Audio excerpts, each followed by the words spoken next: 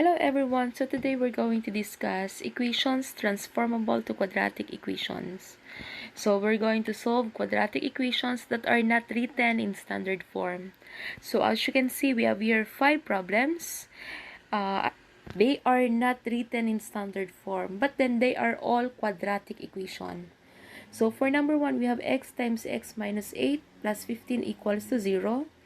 Number 2, we have x minus 3 squared minus 25 equals to 0. Number 3, we have 3x times x plus 5 equals to 9x. Number 4, we have x times x plus 1 plus 2 times x plus 1 equals to 30. Then we also have 2 times 2x minus 1 plus 2x minus 1 squared equals to 8. So, we're going to solve this. Later, we're going to solve for the solution set. Okay. In our previous lessons, we discussed method on how to solve quadratic equations, right? So, to find the solutions of the quadratic equations, we're going to make use of extracting square roots,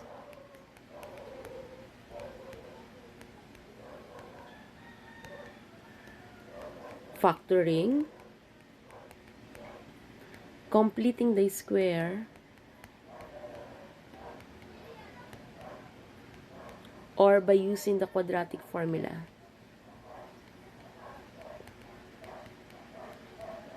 Okay, so we're going to make use of that methods later on in finding the solution set of the following equations that are not written in standard form. So what is that standard form again? We have ax squared plus bx plus c equals to 0. Okay, now let's start with number 1 example. Let's say we have x times x minus 8 plus 15 equals to 0. So notice that we have here a monomial and then a binomial. So what are you going to do is you will just multiply x times x, these two expressions. So x times x, we have x squared. Then x times negative 8, we have negative 8x. Then add 15 equals to 0. So here, it is easy for us to make use of factoring. So we cannot use extracting square roots because there is no radical. And then we have a trinomial also. Then here, it is easy for us to use factoring. So we have, let's factor. For the first term, we have x and then x. So for the third term, we're going to think of the factors of positive 15, wherein if you're going to add it, the sum is negative 8. So let's say we have negative 5 and negative 3. Okay, let's see. X times x, we have x squared. Then negative 5 times negative 3, we have 15, right? Positive 15. Then if we're going to multiply this, we have negative 5 times x, we have negative 5x. Then this one, x times negative 3, we have negative 3x. You add it, we have negative 8x, which is the middle term. This one, which is the middle term, right? This one, negative 8x. So, therefore, we can say that the factors are x, okay,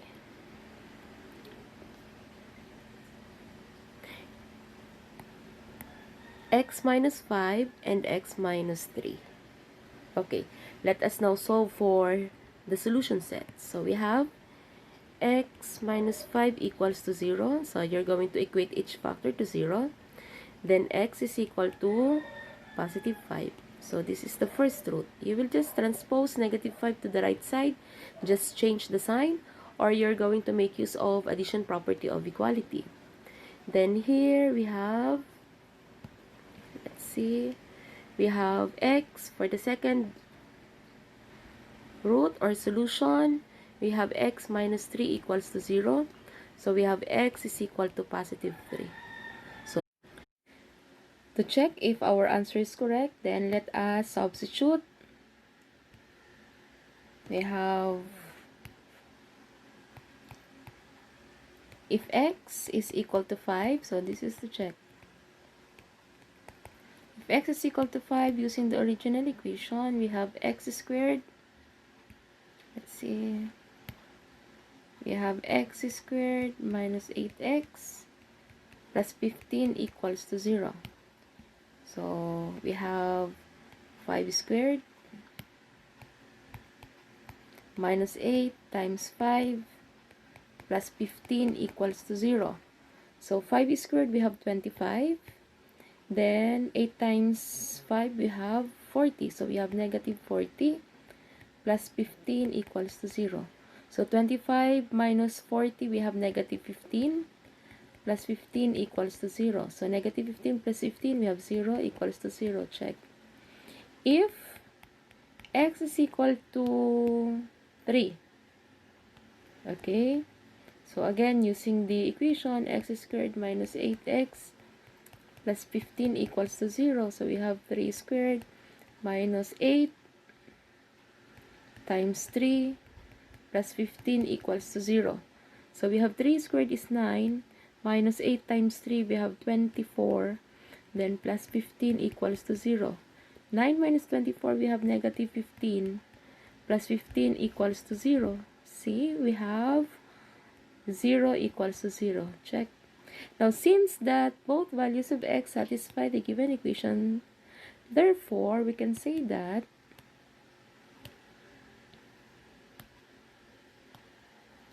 here the solution is,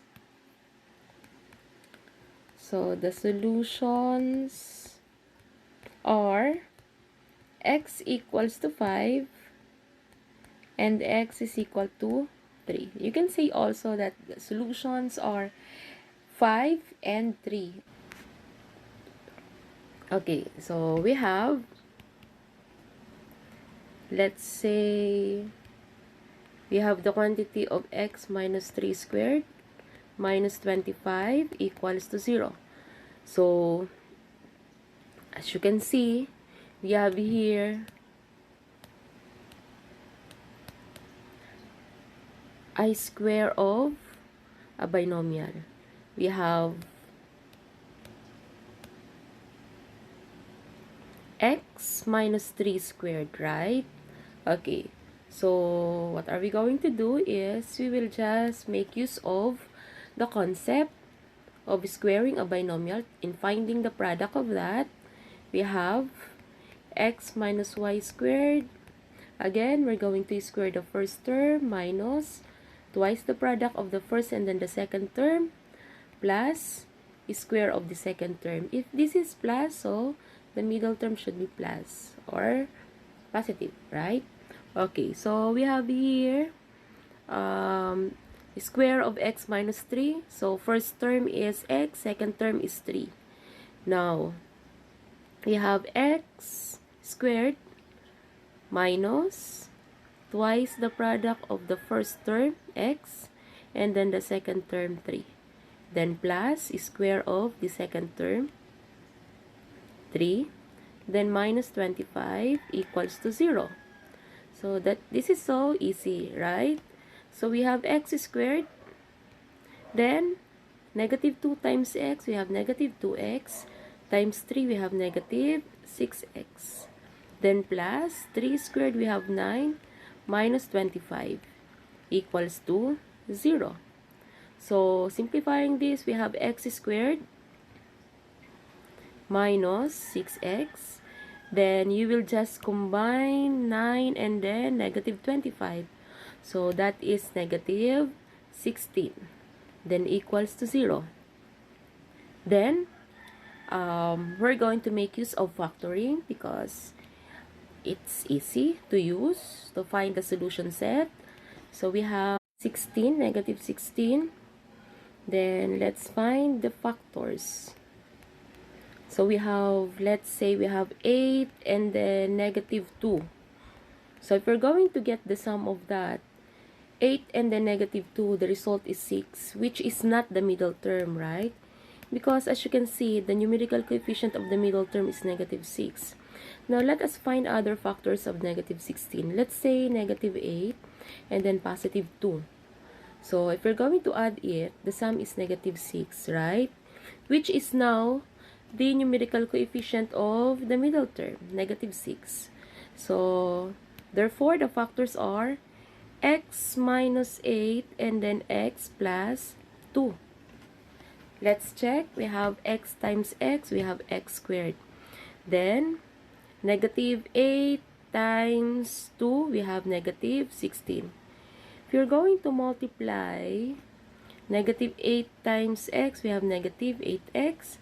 X times 2, we have 2x. Add it, we have negative 6x, right? Which is the middle term. So, let's erase this. Okay. Then, let us now find the solutions. We have x minus 8 equals to 0. X is equal to 8. Then, another one, equate the other factor to 0. X plus 2 equals to 0. X is equal to negative 2. Okay, so the solutions are 8 and negative 2. Only if we check that. So, let us check if they are really the solution of, if they are really the solutions of the given equation. So,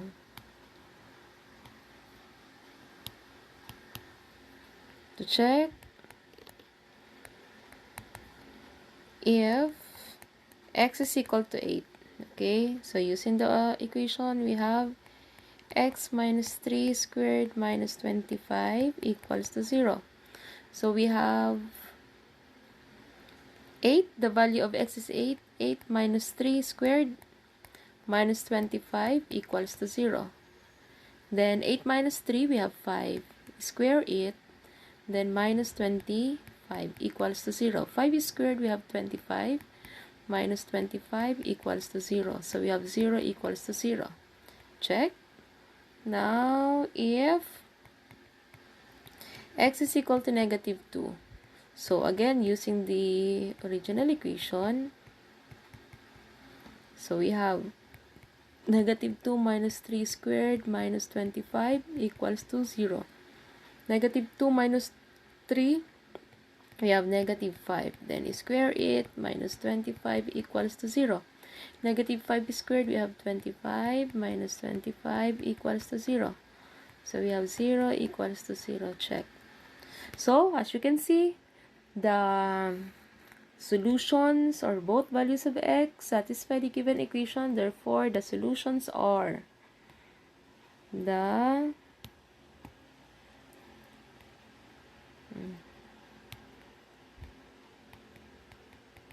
the solutions are x equals to 8 and x is equal to negative 2. Okay. For number 3, let's say we have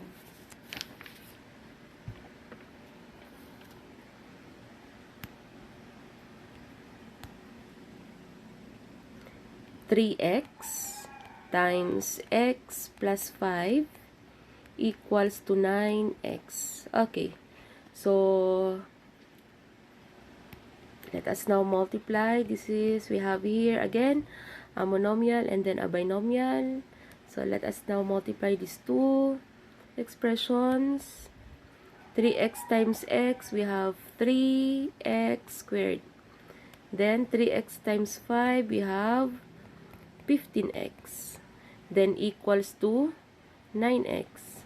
Then, we can now transpose or transpose 9x. Just change the sign from positive, make it negative, 9x.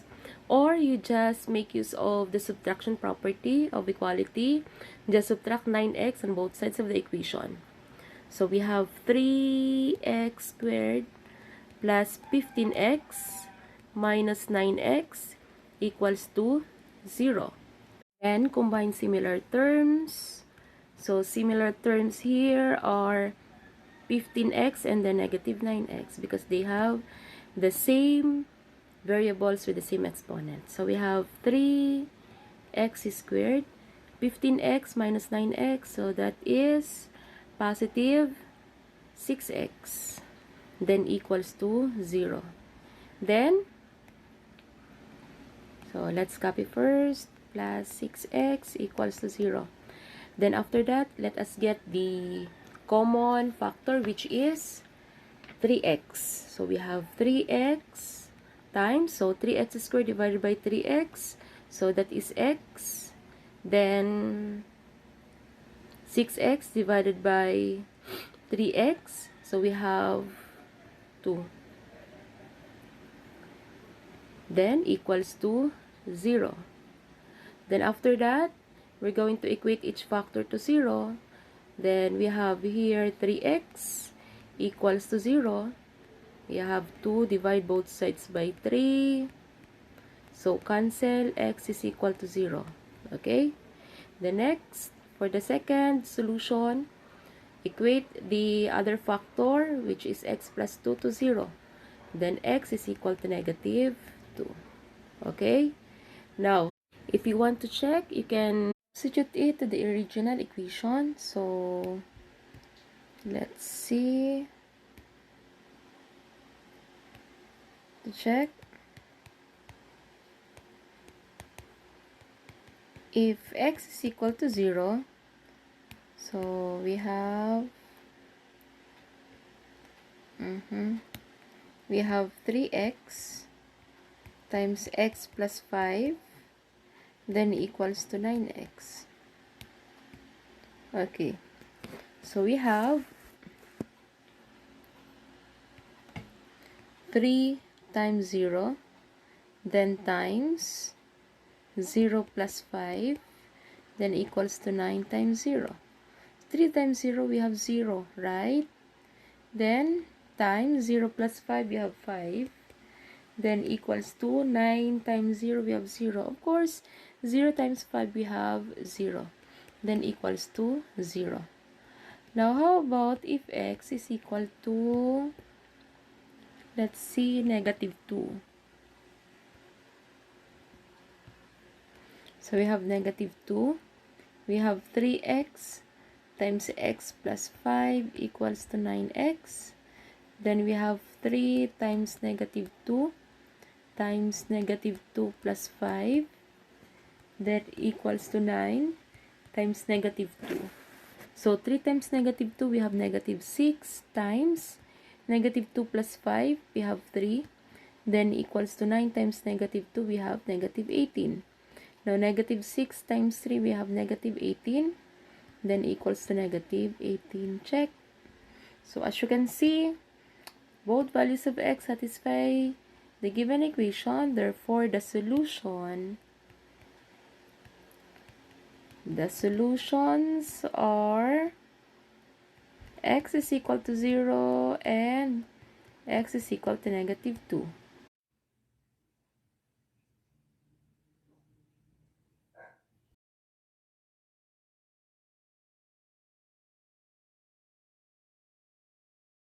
Number 4, let's say we have x times x plus 1 plus 2 times x plus 1, then equals to 30. Then, multiply x times x, we have x squared. Then x times 1, we have x. Then 2 times x, we have 2x. And then 2 times 1, we have 2. Then, equals to 30. Then, let us now combine similar terms. We have to copy x squared plus x plus 2x. We have 3x. Then, plus 2. Now, 30, you transpose it to the left side or you just subtract 30 on both sides of the equation. So we have minus 30 equals to 0. Then we have x squared plus 3x. Then 2 minus 30, that is negative 28. Then equals to 0. So as you can see, this is already in standard form. Then let us now factor. Okay? So,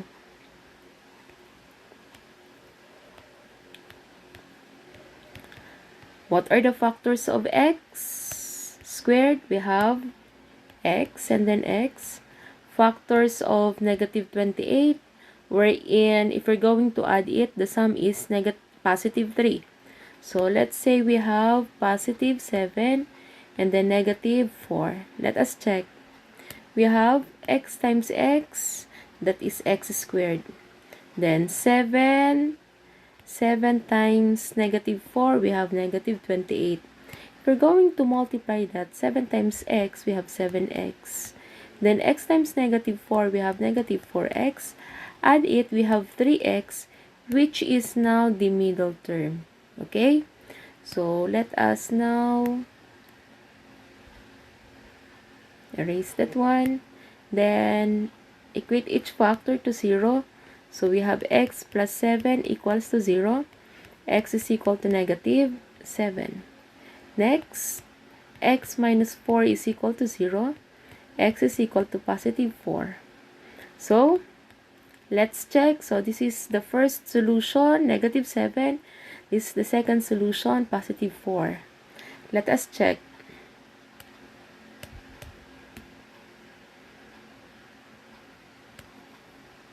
So, to check, if x is equal to negative 7, so we have x times x plus 1 plus 2 times x plus 1, then equals to 30. Then,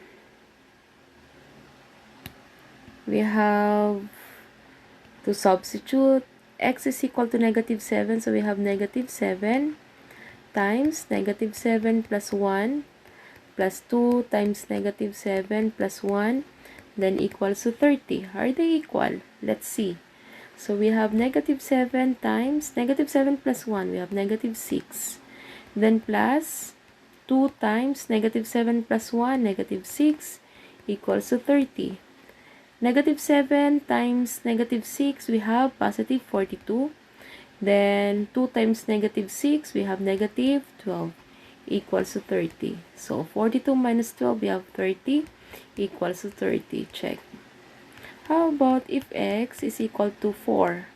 So, we have x times x plus 1 plus 2 times x plus 1 equals to 30.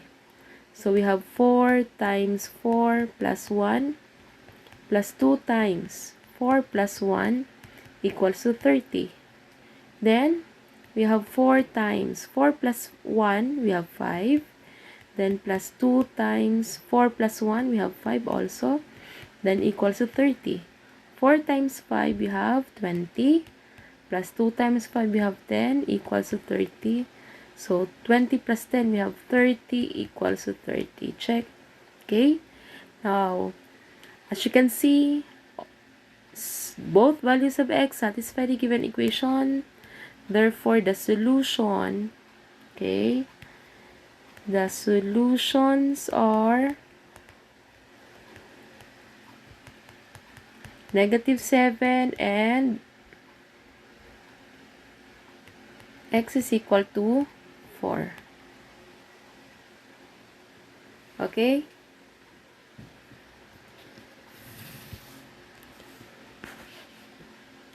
Next, number 5.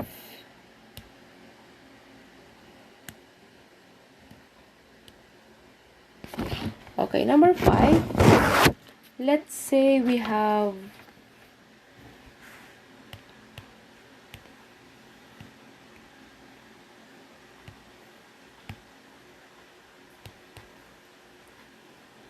two times 2x minus 1. Let us change this one. Let's say we have 2 times 2x minus 1 plus 2x minus 1 squared equals to 8. Okay, so this is very easy. You're going to multiply this to the monomial by a binomial. We have 2x minus 1. Then here is squaring a binomial. So let us now multiply. 2 times 2x, we have 4x. Then 2 times negative 1, we have negative 2. Then plus, so we're going to make use of squaring a binomial. So we have x minus y squared. So this is equal to x squared minus 2xy plus y squared. So we have 2 squared the first term. So 2x squared minus twice the first term, twice the product of the first, which is 2x, first term, which is 2x, and then the second term, which is 1. Then plus 1 squared. Then equals to 8. Then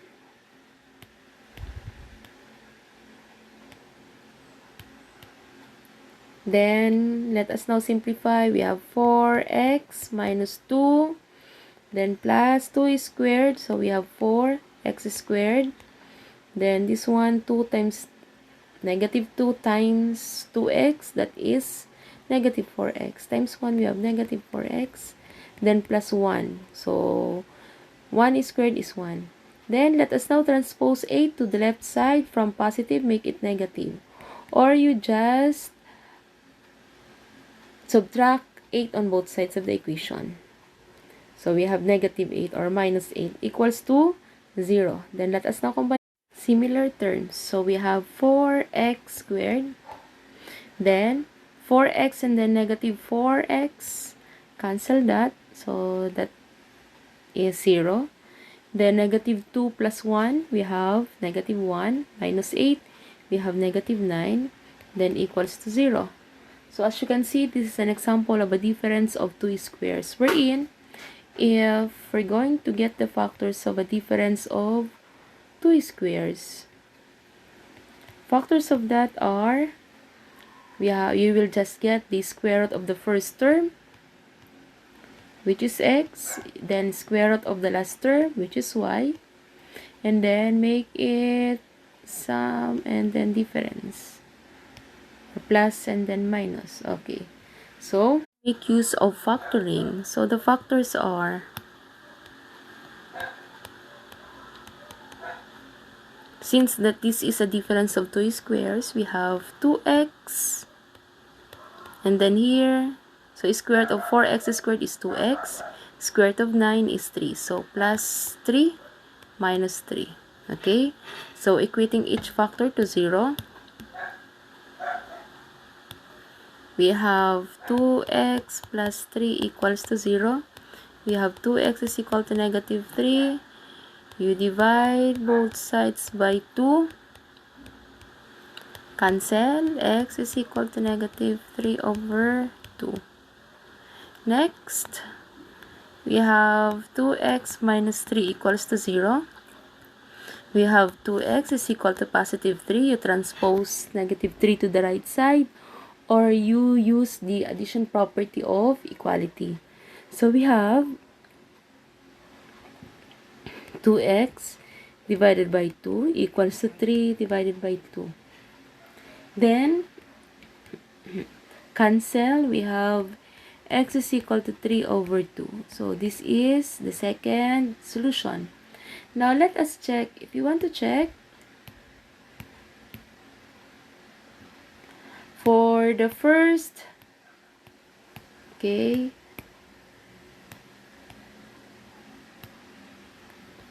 for the first value of x,